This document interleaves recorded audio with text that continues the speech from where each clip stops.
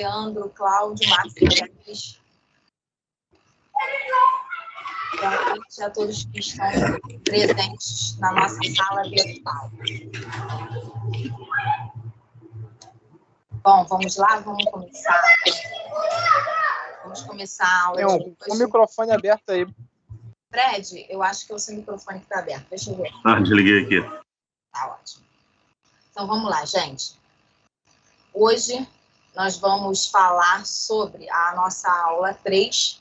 Hoje, ela incide sobre patrimônio genético, tá bom? E também sobre a questão Mara. Eu acho que a sua câmera está aqui, parece aquelas televisões de antigamente. Chuviscando.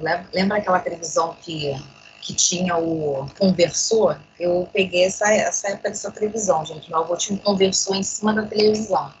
Então, a imagem da Mara está assim. E sua câmera? A minha câmera fica assim também, professor. Isso eu não abro. Então, vamos lá, gente. A aula hoje é a aula 3. A nossa aula de hoje, nós vamos falar sobre patrimônio genético, rapidamente. Vamos passar pela lei de biossegurança e vamos entrar nos princípios pertinentes ao direito ambiental. Esses princípios são muito importantes. Quem vai prestar concurso público, que tenha dentro do edital as questões pertinentes à disciplina de direito ambiental, precisa estar muito atento a esses princípios. Então, é importantíssimo vocês terem essa noção dos princípios que norteiam o direito ambiental, porque são questões muito pertinentes às bancas de concurso público na área de direito ambiental. Então, é importante que a gente fale aqui sobre os principais princípios do direito ambiental. Então, a gente vai hoje falar da aula 3, mais uma vez repetindo, sobre patrimônio genético. E após nós falarmos sobre a questão do patrimônio genético, nós vamos falar sobre os princípios do direito ambiental, tá? Então, esse é o tema da aula 3 de hoje.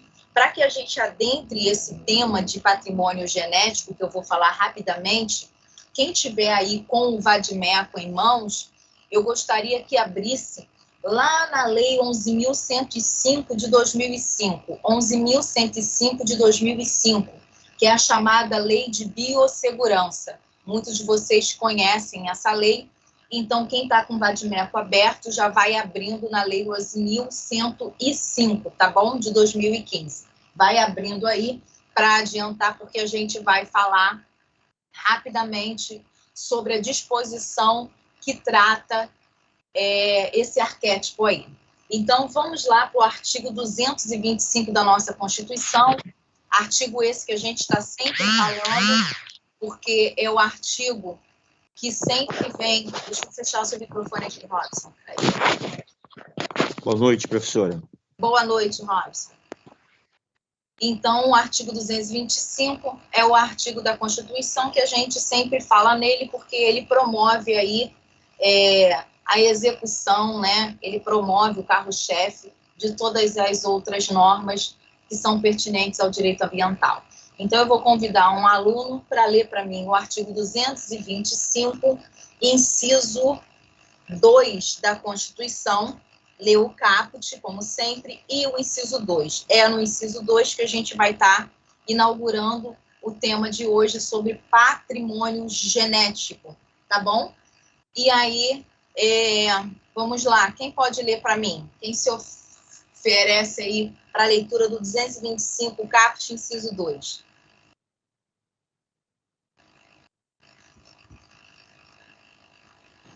Eu leio, professor. Lê. Pode ler, Márcio, por favor. Artigo 225. Todos têm direito ao meio ambiente ecologicamente equilibrado, bem de uso comum do povo, essencial à sadia qualidade de vida, impondo-se ao poder público e à coletividade o dever de defendê-lo e preservá-lo para as presentes e futuras gerações. Inciso 2. Preservar a diversidade Não, peraí, parágrafo, né, professora? Inciso 2 mesmo. Pode ir direto, inciso 2? Isso, inciso 2. É porque o parágrafo fala, né, para assegurar a efetividade desse direito, incumbe ao poder público, 2, preservar a diversidade e a integridade do patrimônio genético do país e fiscalizar as entidades dedicadas à pesquisa e manipulação de material genético.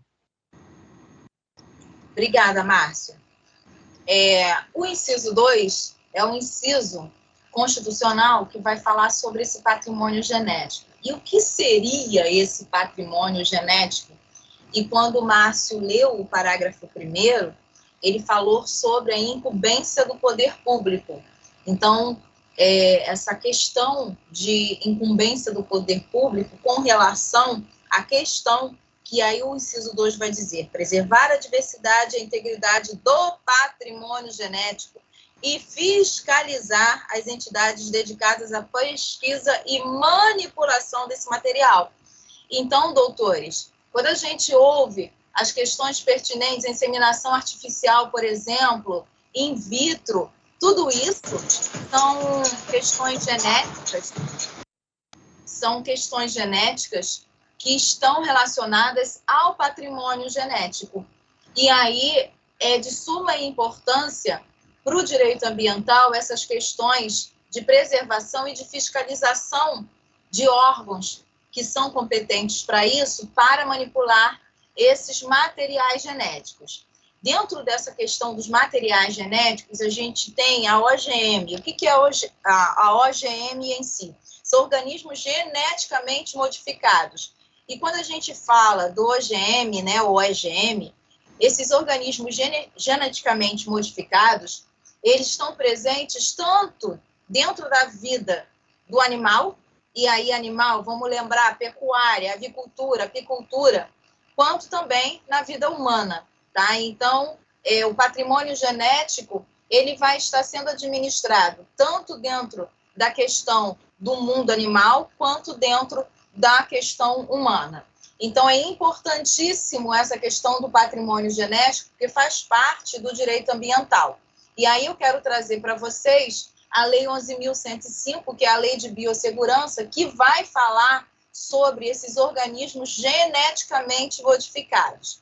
E tudo isso são legislações que vão estar atribuindo a disposição desse material, que vai estar atribuindo a fiscalização, o controle desse material, tá bom? E isso está intimamente ligado à parte de medicina, à parte de biomedicina. Então, isso, apesar de fazer parte do direito ambiental, a parte de biossegurança, aos profissionais de medicina, aos profissionais de biomedicina, está intimamente ligado, porque é a legislação que vai estar aí dando o condicionamento para as questões de realização do material genético, tá?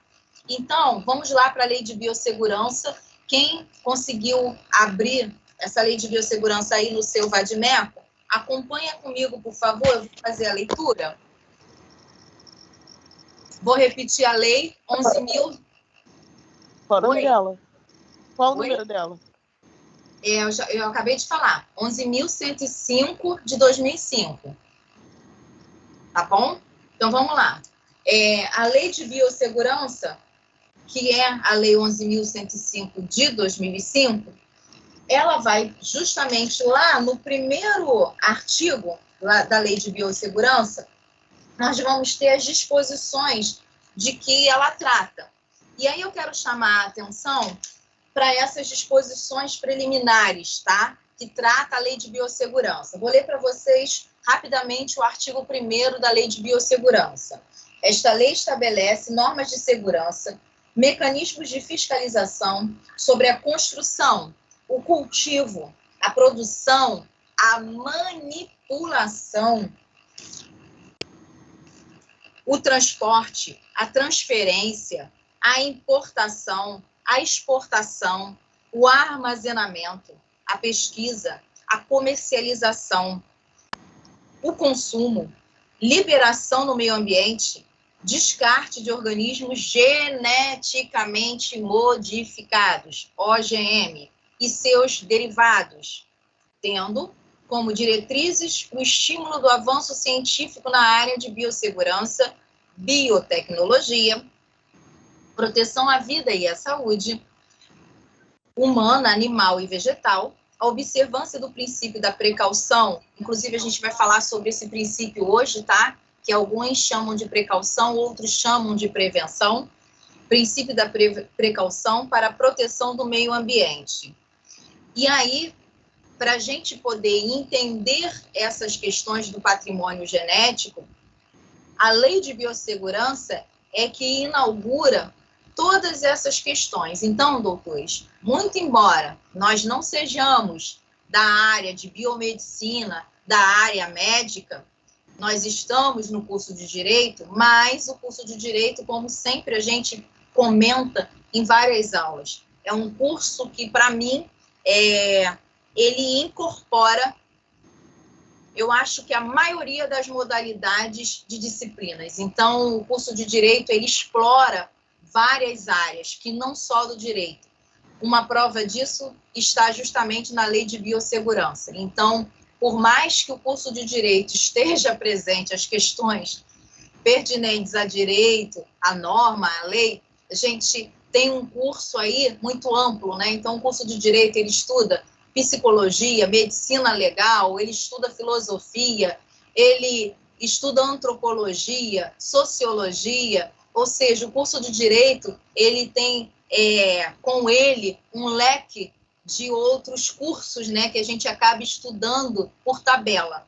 Então, a Lei de Biossegurança é uma lei que comprova isso. Então, quando vocês, porventura, forem fazer uma leitura da Lei de Biossegurança, vocês vão ver, por exemplo, que ela fala sobre clonagem.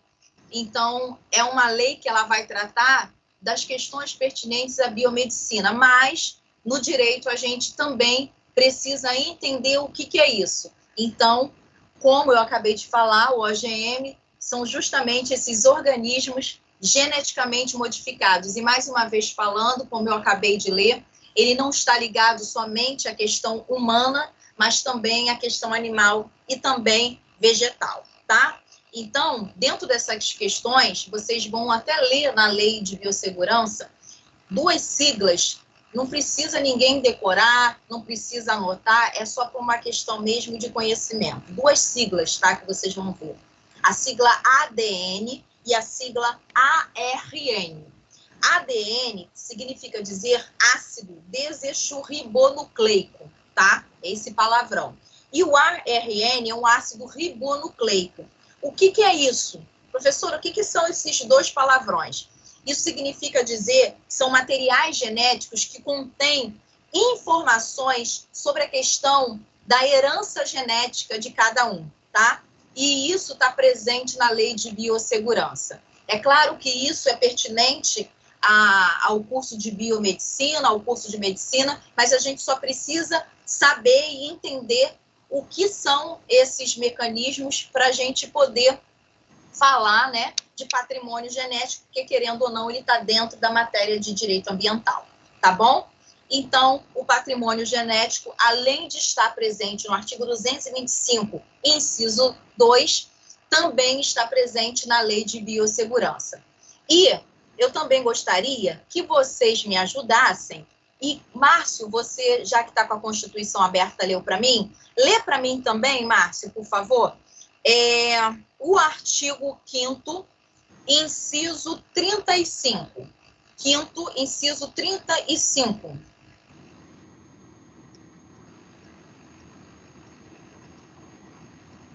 Só um minutinho, professor. 5º, inciso 35.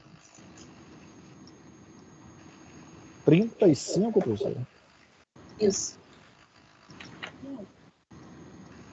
35, ele... Artigo 5º, inciso 35. Se eu ainda lembro como é que é numeração romana, aqui está falando sobre o princípio da inafastabilidade do judiciário. Isso. É Pode isso mesmo? ler. Pode ler. A lei não excluirá da apreciação do Poder Judiciário lesão ou ameaça a direito. Esse? Isso. O que seria que haveria coadunar esse inciso que eu pedi para ele ler com a questão do patrimônio genético mediante o que eu acabei de falar com vocês. Vou deixar o Vasconcelos falar. Ele levantou a mão, vou deixar ele falar. O que seria, gente? O que teria a ver esse inciso que o Márcio acabou de ler com a questão do patrimônio genético?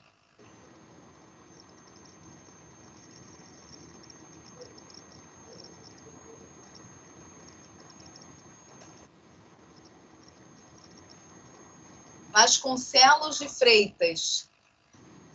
Levantou a mão, responde para mim.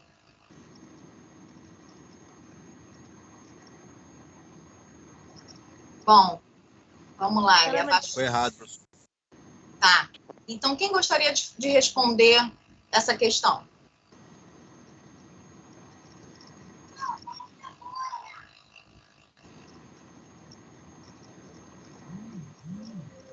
Oi, Robson.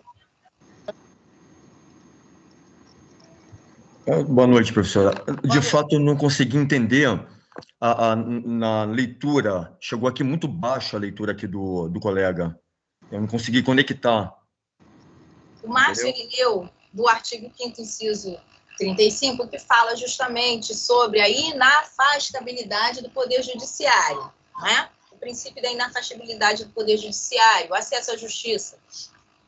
Eu perguntei a vocês o que esse inciso tem a ver com a questão que a gente acabou de falar sobre o patrimônio genético. O que seria, o que teria uma coisa a ver com a outra?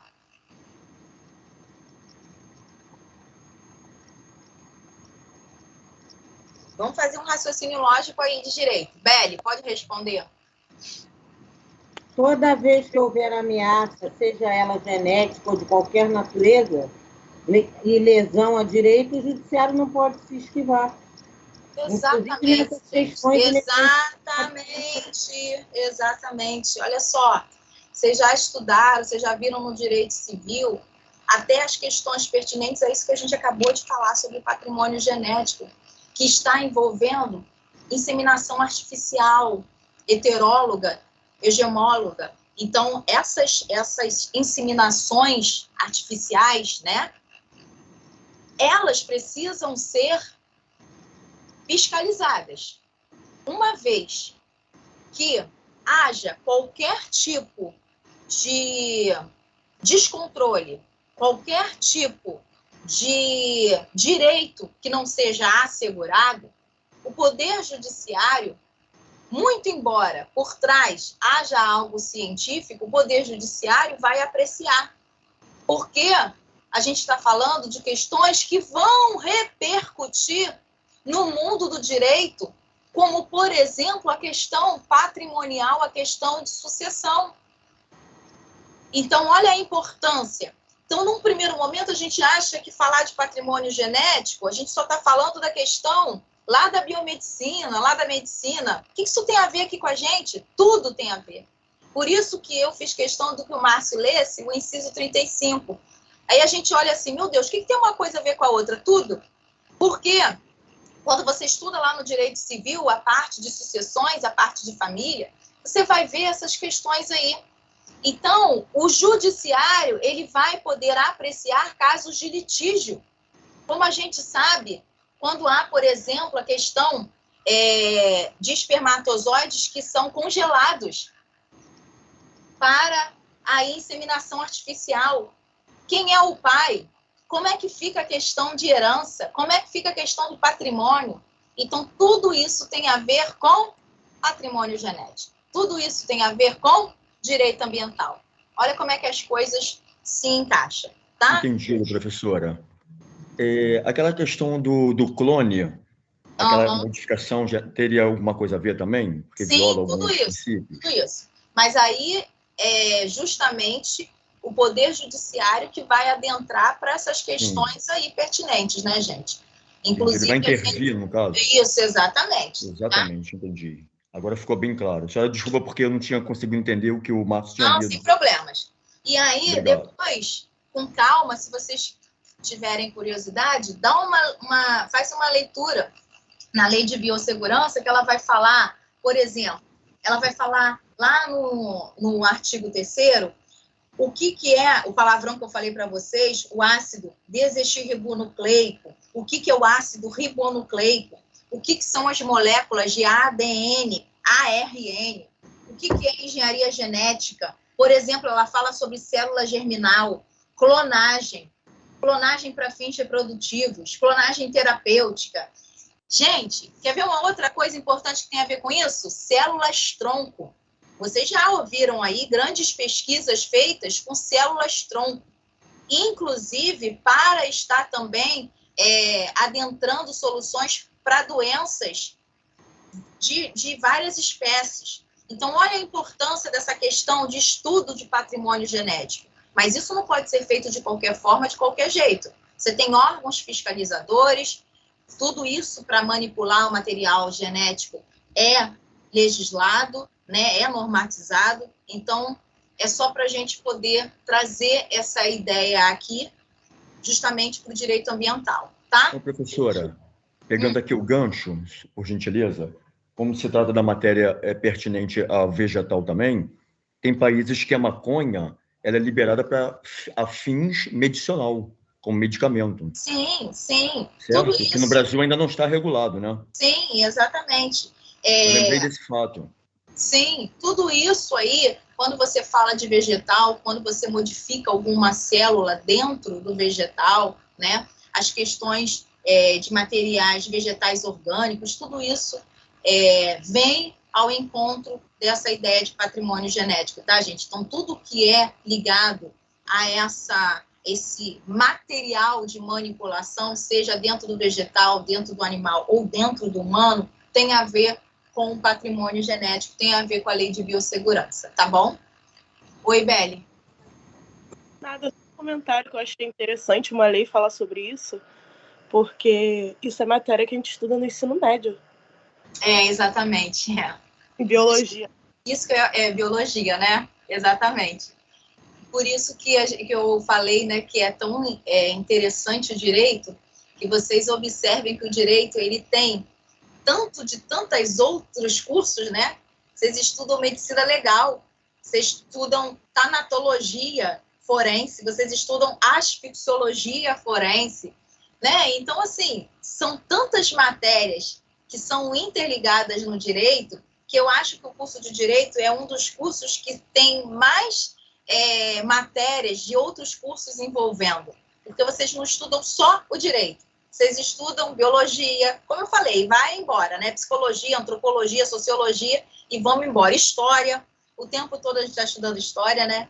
Então, o curso de Direito, ele exige que o aluno tenha um conhecimento muito mais alargado, né? E isso acaba sendo bom, porque você precisa ler, precisa entender de um pouquinho de cada, e aí o teu conhecimento, ele alarga, o teu conhecimento aumenta, né? Isso é muito bom. Então, vamos escrever aí patrimônio genético. Vamos fazer um pequeno conceito sobre a questão do patrimônio genético para a gente entrar nos princípios.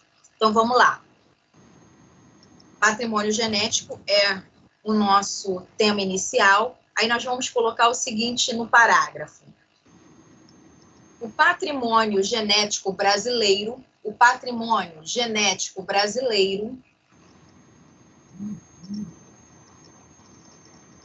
passou a receber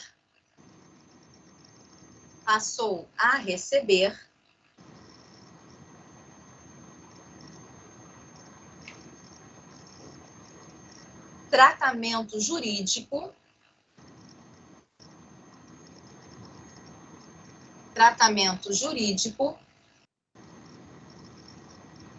na Constituição de 88. Na Constituição de 88, no artigo 225,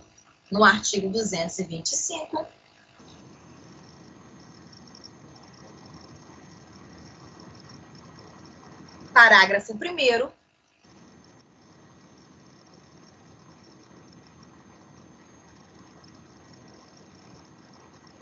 inciso 2,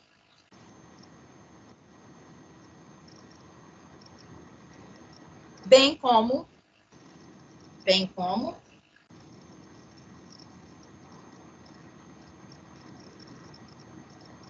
a matéria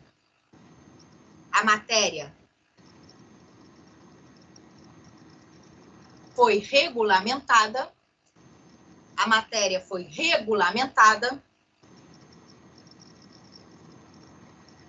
pela Lei 11.105 de 2005. 11.105 de 2005.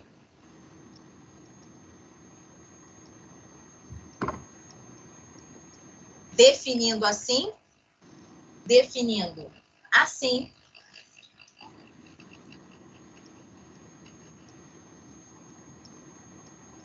o âmbito infraconstitucional,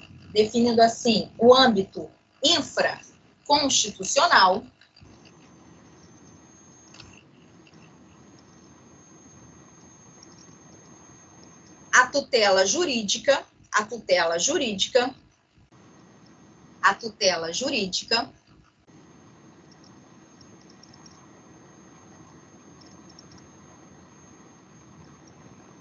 dos mais importantes materiais genéticos,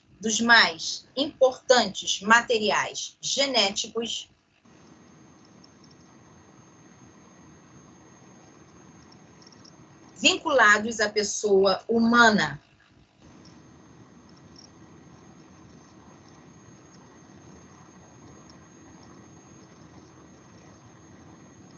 Então, uma vez que a Constituição de 88 trouxe esse assunto de patrimônio genético, de manipulação de material genético, foi preciso normatizar essa questão.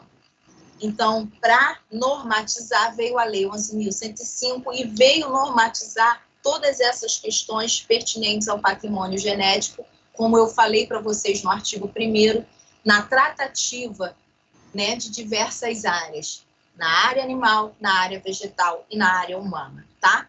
Então, é importante a gente saber que tem uma lei que vai normatizar aquilo que a norma constitucional já tinha colocado lá no parágrafo 1º, inciso 2 da Constituição, tá bom?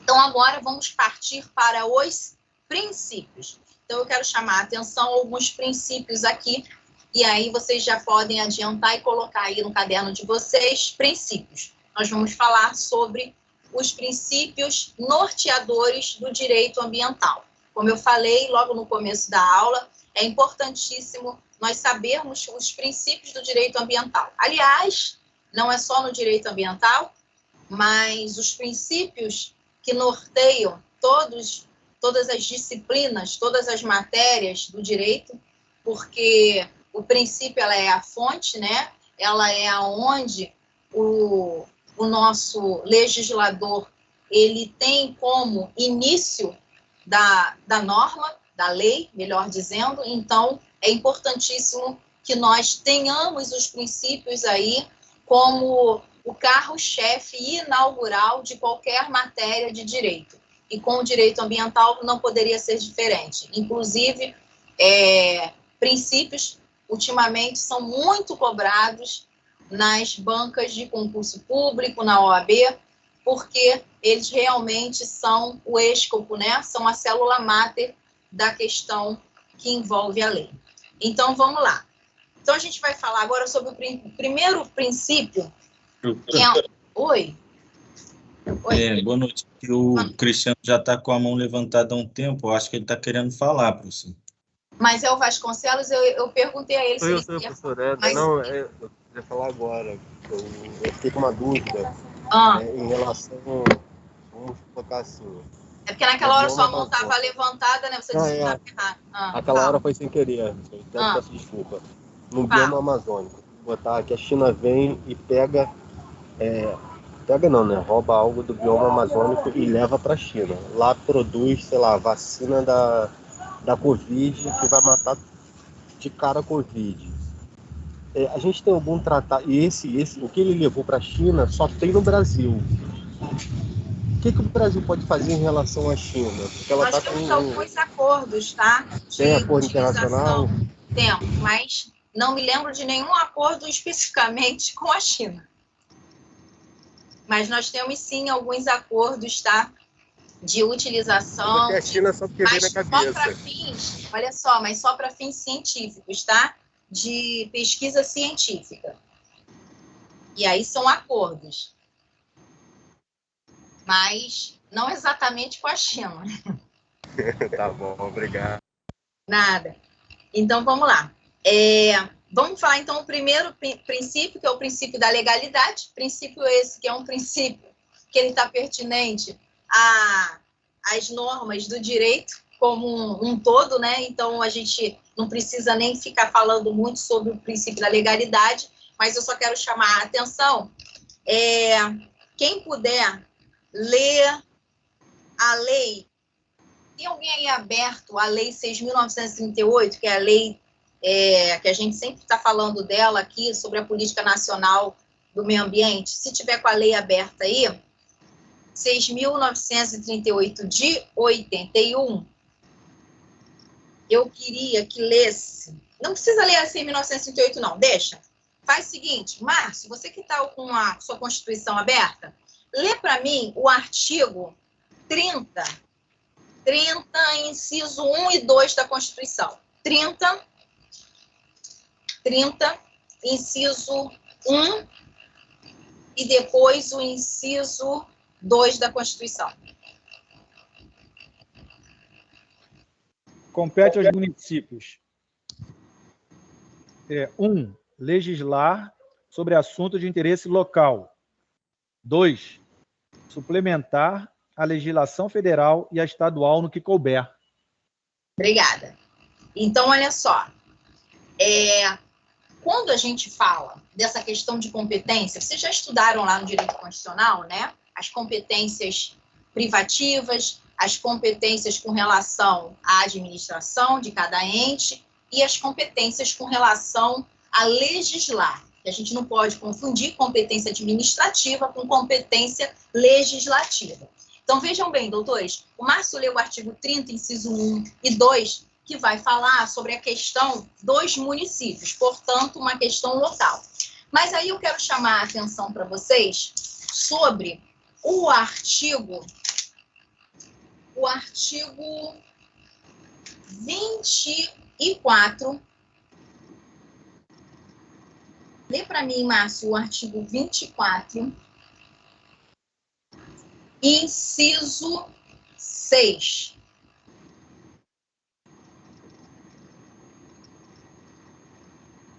É. 24, inciso 6.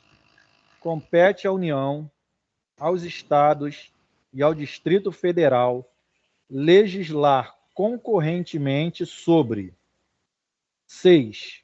Florestas, caça, pesca, fauna, conservação da natureza, defesa do solo e dos recursos naturais, proteção do meio ambiente e controle da poluição.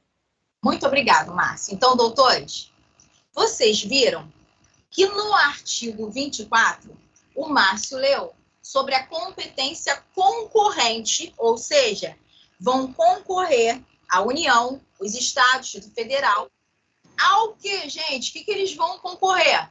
A legislar sobre justamente o que a gente está falando. Direito ambiental, a gente está falando de natureza. Então, vai concorrer a justamente esses entes poderem legislar. E aí, a princípio, o município não entraria nessa questão de legislação. Só que o Márcio leu lá no artigo 30, inciso 1 e 2, que compete aos municípios legislar sobre assuntos de interesse local. E no inciso 2, suplementar, que é justamente legislar de forma suplementar, né? Não concorrente, mas suplementar, a legislação federal e estadual no que couber. Porque, por outro lado, quando vocês estudam direito constitucional em relação à competência dos entes federativos, vocês vão ler lá no artigo 24, o mesmo artigo que o Márcio leu, lá no parágrafo 2º, que a competência da União para legislar sobre normas gerais não exclui a competência suplementar dos estados, né? Então, a gente sabe que os estados, mesmo que a União ela tenha a competência para legislar normas gerais, isso não exclui a competência dos estados para legislar de forma suplementar, assim como os municípios. Então, vocês observem que o município ele também pode legislar por interesse, principalmente público, na legislação do direito ambiental. Haja vista que aí a gente vai, quando falar sobre a questão dos órgãos que compõem o CISNAMA, nós temos também órgãos municipais. Então, olha aqui, doutores, nós temos o INEA, que é um órgão de proteção ao meio ambiente a nível estadual, mas nós temos também a nível municipal. Então, é importante a gente entender, quando a gente fala do princípio da legalidade, nessa questão legislativa aí, tá? Tanto da competência concorrente, quanto da competência suplementar. Então, é importante a gente observar que mesmo os estados legislando de forma aí concorrente com a União, também vai poder o município, de forma suplementar, legislar no que tange a questão ambiental, tá bom? Então, isso aí está envolto a questão do princípio da legalidade. Então, mais uma vez, o princípio da legalidade também pertinente ao direito ambiental. Mara, você queria falar alguma coisa? Não. Tá. Então, vamos andando. Então, para os efeitos, quando a gente fala do direito ambiental, nós vamos utilizar aí o princípio da legalidade, tá? Então, lembrando que, quando eu falo dessa questão da legalidade, eu preciso lembrar a questão da competência legislativa. Então, mais uma vez, ratificando aqui, muito embora eu tenha a União legislando, muito embora eu tenha o Estado legislando, isso não é óbice para que o município também legisle de forma suplementar com relação ao meio ambiente, tá bom? Então, passamos o princípio da legalidade. Depois eu vou falar rapidamente sobre o conceito de cada um, não se preocupem não, tá? Agora a gente vai falar sobre um outro princípio, que se chama princípio do desenvolvimento sustentável. Alguém, os mais novinhos não vão lembrar, mas alguém lembra de uma conferência que houve aqui no Rio de Janeiro sobre direito ambiental? Alguém lembra dessa conferência? O nome dessa conferência? Eco 92 e Agenda 21. Muito bem, Mara. Eco 92. Essa conferência foi uma conferência mundial feita aqui no Rio de Janeiro e essa conferência trouxe aí vários acordos no que diz respeito ao direito ambiental, mas o que eu quero chamar a atenção é sobre esse princípio, o princípio do desenvolvimento sustentável. Professora, por que a senhora está falando desse princípio? Porque esse princípio, ele ficou, mas ele inaugurou na Eco 92. Esse princípio, ele foi tão importante porque dos mais de 11 termos intitulados na Eco 92, termos, né, de obrigação, que cada estado aí se obrigacionou com relação ao meio ambiente, dentre esses 11, 7 falavam sobre o princípio do desenvolvimento sustentável. E aí se inaugurou esse princípio. E esse princípio hoje é um dos princípios escopos do direito ambiental, princípio do desenvolvimento sustentável. E aí, olha que interessante, quando a gente fala da questão do desenvolvimento sustentável, lá no 225, Márcio, lê para mim aí rapidamente o 225 caput, para a gente ver como é que o princípio está importante, está dentro, ele acaba sendo célula da legislação. Lê aí para mim rapidamente, Márcio, 225 de novo da Constituição. Artigo 225. Todos têm direito ao meio ambiente ecologicamente equilibrado, bem de uso comum do povo e essencial à sadia qualidade de vida, impondo-se ao poder público e à coletividade o dever de defendê-lo e preservá-lo, para as presentes e futuras gerações. Olha aí, o princípio do desenvolvimento sustentável no artigo 225. Porque quando se fala meio ambiente ecologicamente equilibrado, e aí defender e preservar para as presentes e futuras gerações, eu estou aí com o princípio do desenvolvimento sustentável. Porque esse desenvolvimento, ele precisa acontecer. Mas ele precisa acontecer de forma sustentável. Para quê? Para que eu proteja a minha geração e as futuras gerações. Olha aí que interessante. Então, a gente entende que o princípio do desenvolvimento sustentável, ele está dizendo que é importantíssimo haver desenvolvimento econômico para que possa aí também estar gerindo essa sociedade, mas ao mesmo tempo ele precisa estar andejando com o quê? A sustentabilidade. Por isso nunca se falou tanto em sustentabilidade, gente. Quer ver um exemplo que a gente toda hora trabalha com isso? Quem é que não leva agora a sua famosa bolsinha ecobag, né, para o mercado? Eu esqueço. Oi? Não, Mari, isso aí acontece com todo mundo. Eu também esqueço. Eu já tenho, sei lá, quantas ecobags dentro do carro. Eu também tenho, mas eu esqueço às vezes. Exatamente, porque cada vez que eu esqueço, eu vou e compro uma. E aí, né, vai ficando. Enfim, é só um exemplo para a gente falar da questão do quê? Do desenvolvimento sustentável, da sustentabilidade. E isso com várias outras vários outros mecanismos de sustentabilidade. Isso é só um exemplo para a gente poder ilustrar a questão do princípio do desenvolvimento sustentável, tá bom? Então, oi, fala aí. Esse princípio de desenvolvimento sustentável, ele é um movimento tão grande no Brasil que agora com a nova lei de licitações é um princípio também para licitar. Precisa do desenvolvimento nacional sustentável. Porque a lei de licitações, ela trouxe aí mais de 15 princípios, né? Salvo engano. Deixa eu ver, eu tenho até aqui as novidades legislativas, muito embora eu não seja professora de administrativo, não, mas como eu gosto de ler, ó, eu tenho aqui a 14.133, que você acabou de falar, ela tem 22 princípios e o mais importante a gente falar, né, esses princípios, pela nova lei de licitações, eles são princípios exemplificativos, né? Isso que é interessante, eles não são rol taxativo. E aí, dentro desses princípios, tem lá interesse público, igualdade, planejamento, transferência, segregação de funções, motivação, vinculação edital, julgamento de objetivo, segurança jurídica, razoabilidade, competitividade, proporcionalidade, celeridade, economicidade. E aí, o que ele falou agora? Desenvolvimento nacional sustentável. Olha que legal, gente. A gente está na aula de ambiental, mas, como eu falei, tudo acaba se entrelaçando. Então, obrigada. Quem foi que falou? Que não deu para eu ver? Fui eu, professora, Renan. Renan, obrigada, Renan, pela essa lembrança. Muito bem, tá?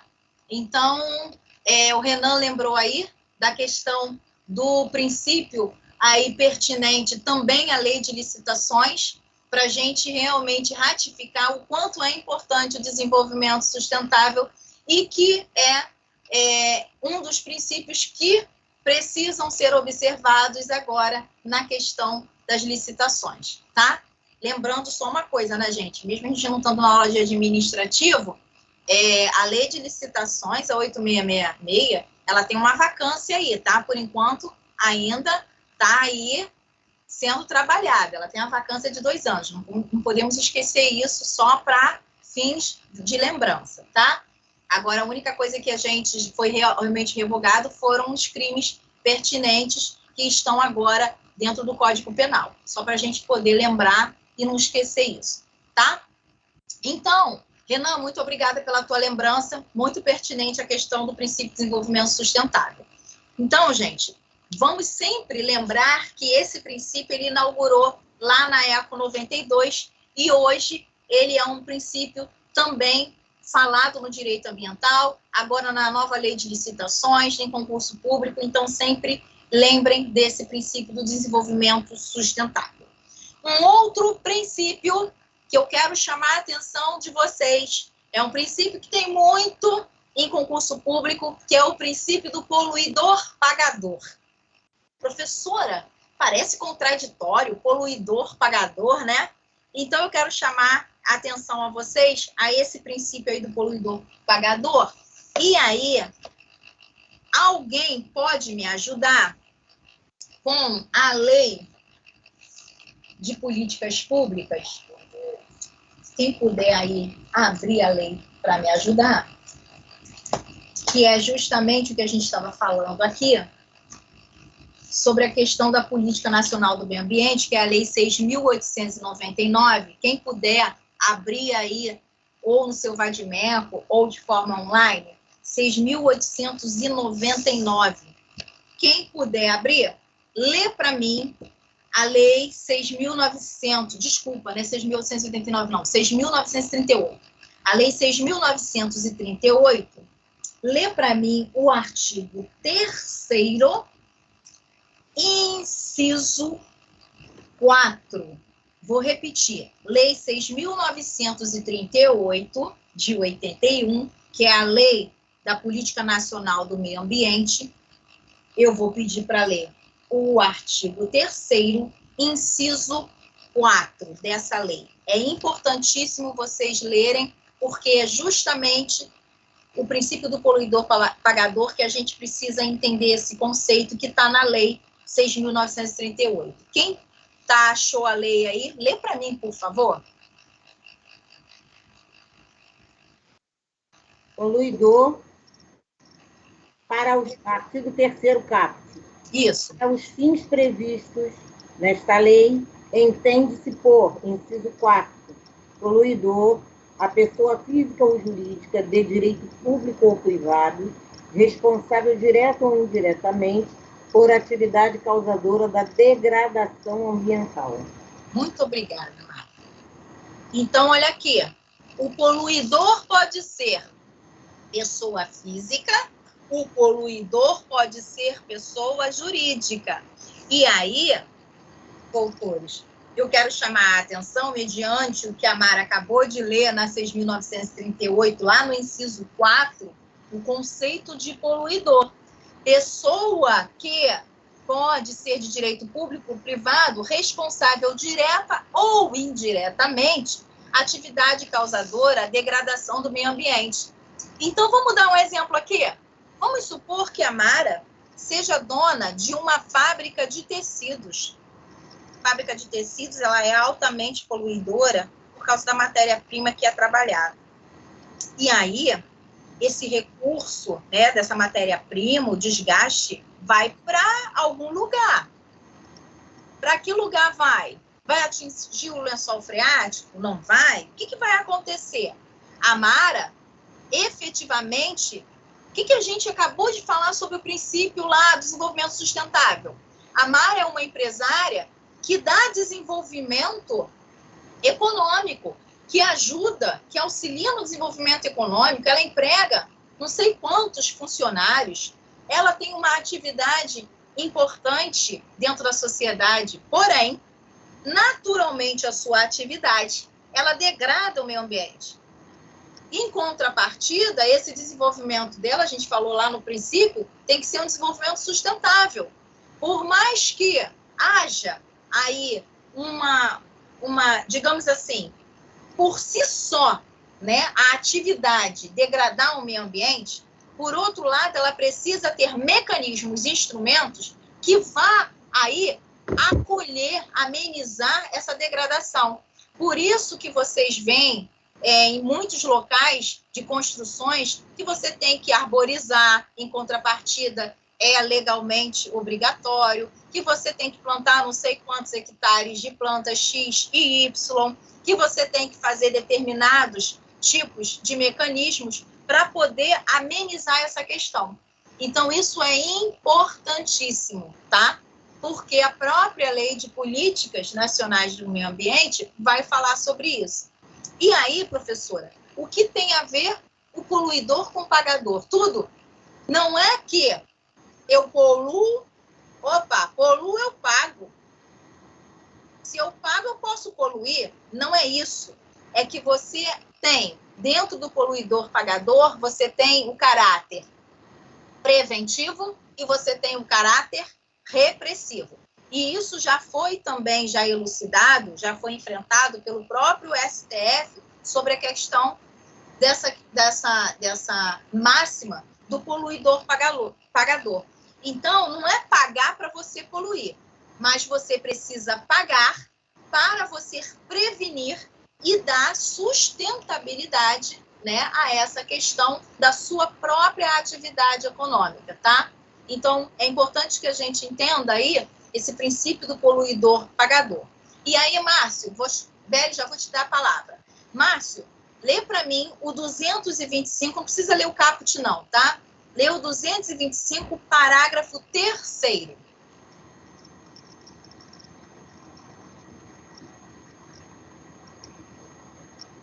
Um minutinho. Parágrafo 3º. Parágrafo 3º. As condutas e atividades consideradas lesivas ao meio ambiente sujeitarão os infratores, pessoas físicas ou jurídicas, a sanções penais e administrativas, independentemente da obrigação de reparar os danos causados. Muito obrigado, Márcio. Então, gente, olha que interessante. Então, eu tenho a Lei 6.938, falando sobre o conceito de quem é poluidor. Eu tenho a Constituição, que vai retratar essa responsabilidade civil. Lembra lá, quando vocês estudaram responsabilidade civil objetiva? A responsabilidade civil com relação ao risco integral?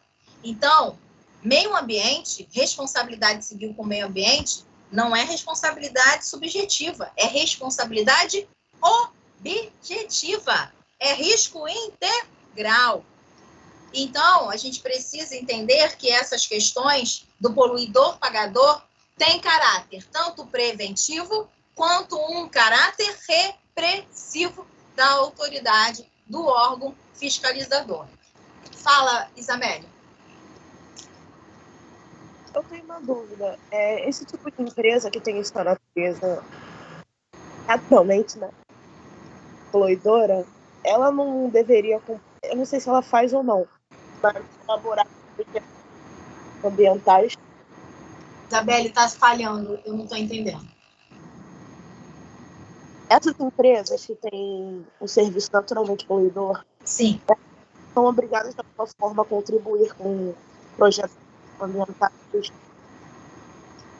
Eu não entendi direito, mas pelo que eu entendi, ver se eu vou conseguir responder o seu questionamento, tá? Ficou quebrado o seu áudio. Essas empresas, sim, por isso que eu falei logo no comecinho, quando eu pedi o Márcio para ler o artigo 30, com relação à competência suplementar dos municípios, esses municípios, estados, eles vão legislar também sobre essas questões. Então, mesmo, muito embora eu precise ter empresas que agreguem valores econômicos de empregabilidade, mas se essa empresa, naturalmente, a atividade dela degrada o meio ambiente, ela precisa estar com mecanismos e instrumentos normativos que obrigue ela a prevenir essa degradação. E uma vez essa degradação feita, precisa ter o caráter repressivo. Então, existe sim várias ações para diversos tipos de empresa, e inclusive quando a gente falar sobre a questão da licença ambiental e do licenciamento ambiental, esse estudo, né, que chamam o estudo de impacto prévio, né, sobre a natureza, essa licença dessa empresa, ela só pode ser dada uma vez fazendo esse relatório do impacto que essa empresa vai ter sobre esse meio ambiente, que tipo de meio ambiente ela está impactando, e aí vai ser concedida ou não essa licença. Então, tudo isso é estudado para conceder. E uma vez concedido, dependendo da atividade que essa empresa realize, ela tem, sim, instrumentos e mecanismos de obrigatoriedade para prevenir e para também sustentabilidade, né, dar sustentabilidade à natureza. Consegui responder, Beli, porque eu não sei se foi exatamente isso. Não, já tenho uma dúvida, mas a minha dúvida mesmo era se tem que obrigue elas a dispor de certa quantidade de patrimônio de dinheiro para ajudar projetos. Não, não é patrimônio de dinheiro. A lei ela vai dispor sobre a obrigação com relação ao meio ambiente, e aí vai ser com relação à atividade dela e essa questão do impacto que ela realiza mediante a natureza. E as atividades econômicas elas são diferentes. Então, é só se ela causar algum tipo de impacto. Não isso, exatamente. Por isso que eu falei que há um percentual de atividades econômicas com relação ao impacto que ela promove à natureza. Então, determinadas empresas promovem um impacto natural bem maior do que outras empresas. Então, depende muito da atividade econômica. Com relação a essa questão de obrigação patrimonial, aí não. Né? Essa obrigação ela só vai ficar fulcrada dentro da questão normativa de obrigatoriedade dessa empresa. O que essa empresa faz a mais de outros projetos que não sejam obrigatórios com relação à lei, aí fica a critério da empresa. Porque, exemplo, a gente sabe que tem empresas como, por exemplo, a Natura, que trabalham, além de trabalhar com obrigatoriedades com relação ao uso, né, da própria fábrica, que tem alguns usos de materiais que podem impactar o meio ambiente, independente disso, ela tem projetos, que aí são projetos dela, com relação ao direito ambiental. Mas aí é discricionário da empresa, tá? Entendi, obrigada. Então, vamos lá. Então, nós falamos sobre o princípio de desenvolvimento sustentável e agora o princípio do poluidor pagador, tá bom? Então, a Mara leu para mim o inciso 4 da Lei 6.938, que vai falar quem é esse poluidor, tá bom? Então, vamos falar agora sobre esses princípios. Vamos descrever alguma coisa aí. Então, legalidade. Nós falamos sobre legalidade, não, né? Colocamos aí no caderno sobre o princípio da legalidade. Você comentou sobre cada um deles, mas não registrou nada. Tá bom, Mara, obrigada. Então, vamos colocar aí. Princípio da legalidade. Vamos falar um conceito bem rapidinho. Princípio da legalidade. Então, vamos botar aí. Presente no artigo 225, presente no artigo 225 da CF,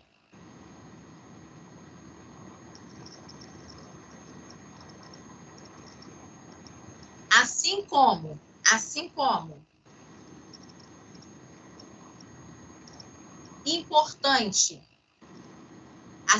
importante observar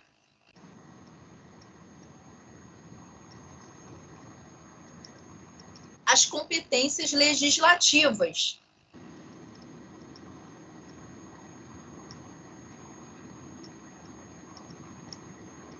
concorrentes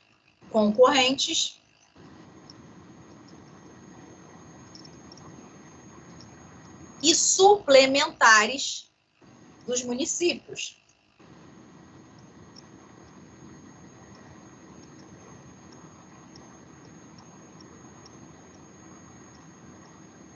Vírgula. Portanto, a lei 6.938/81, 6.938/81, trata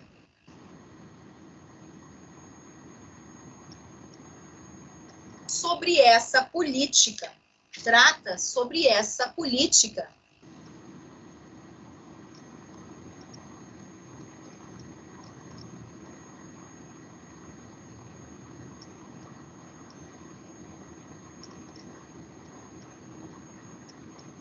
Ecológica equilibrada.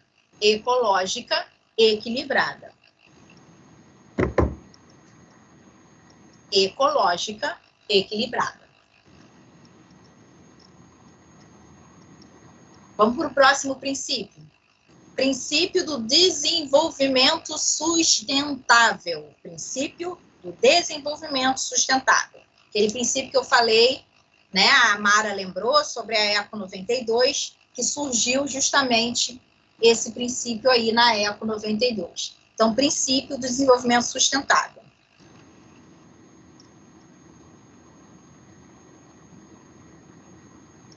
Princípio que surgiu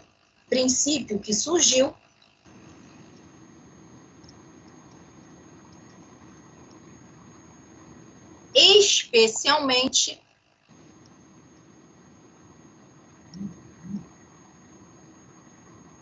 na ECO 92.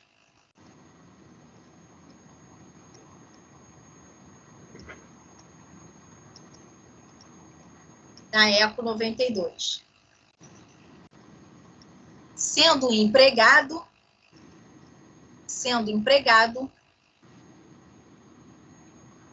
em vários termos. Sendo empregado em vários termos.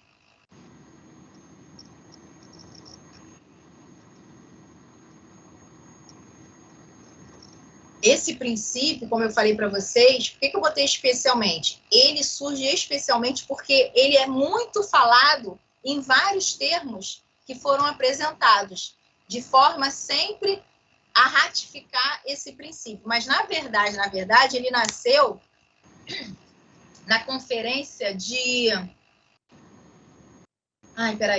Estocolmo, em 72. Então, ele surgiu lá, mas foi na ECO 92 que realmente ele eclodiu, porque todos os termos, a maioria deles foram falados esse princípio, tá bom? Ponto continuativo. Assim, este princípio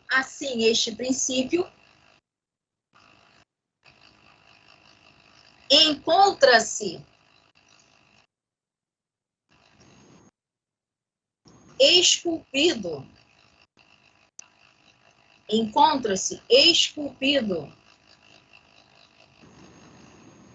no artigo 225, caput da Constituição. 225, caput da Constituição.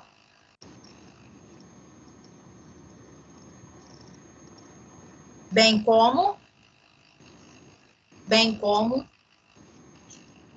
o artigo 170,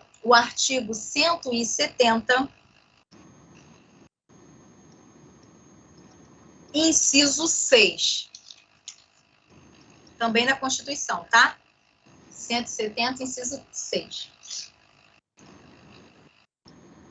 E agora, gente, quem quiser até botar essa observação, que o Renan até fez esse adendo, agora também lá na lei de licitações, né? Então, só para a gente poder avivar o conhecimento, quem quiser colocar aí, fica a critério de vocês, né? Essa lembrança agora do princípio também pertinente à lei de licitações. O outro princípio do poluidor-pagador. Princípio do poluidor-pagador.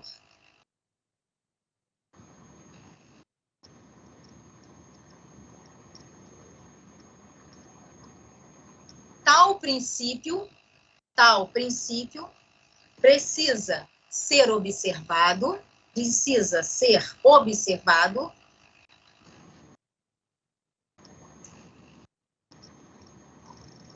por duas órbitas de alcance.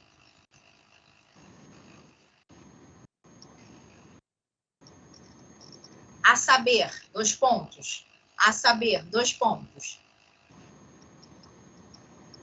Letra A, caráter preventivo.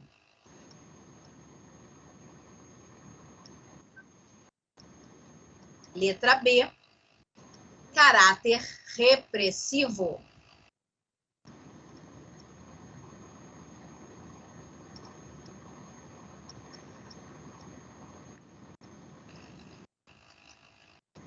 Assim,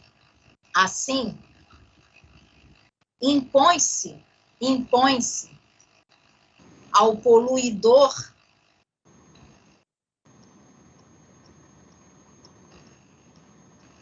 coloca entre parênteses no poluidor o artigo 3º, inciso 4 da Lei 6.938. Artigo 3º, inciso 4 da Lei 6.938. Impõe-se ao poluidor o dever de arcar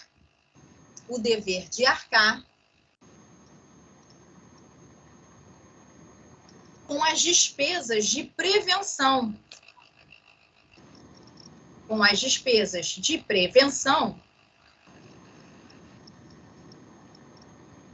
Dos danos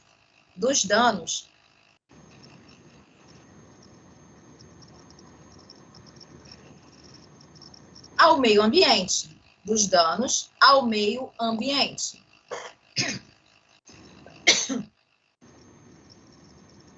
Que a sua atividade, dos danos ao meio ambiente, que a sua atividade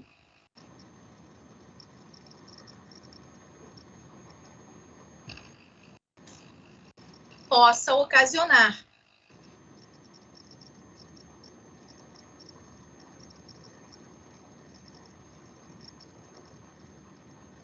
Cabendo o ônus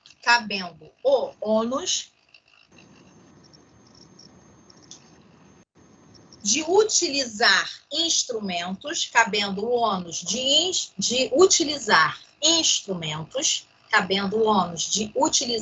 instrumentos, necessários à prevenção dos danos.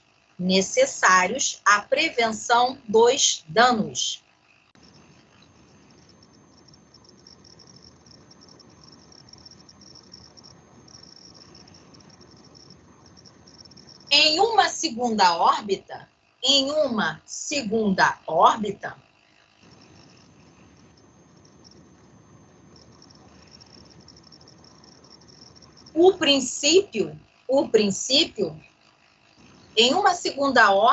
o princípio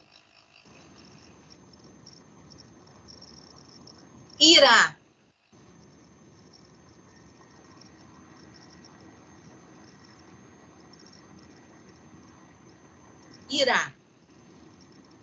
ocorrer em danos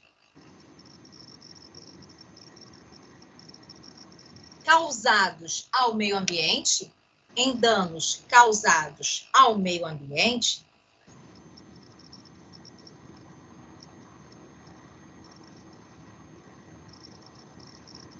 por sua atividade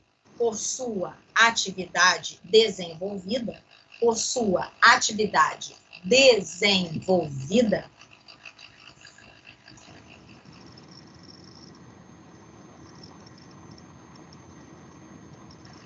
a responsabilidade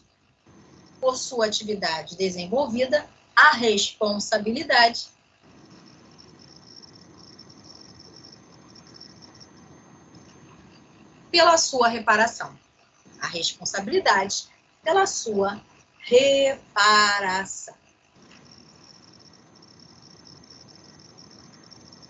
Doutores, eu gostaria que vocês anotassem aí, dentro da questão do princípio do poluidor pagador, anota, deixa eu ver aqui o número, anota assim, ADIM, número 3.378,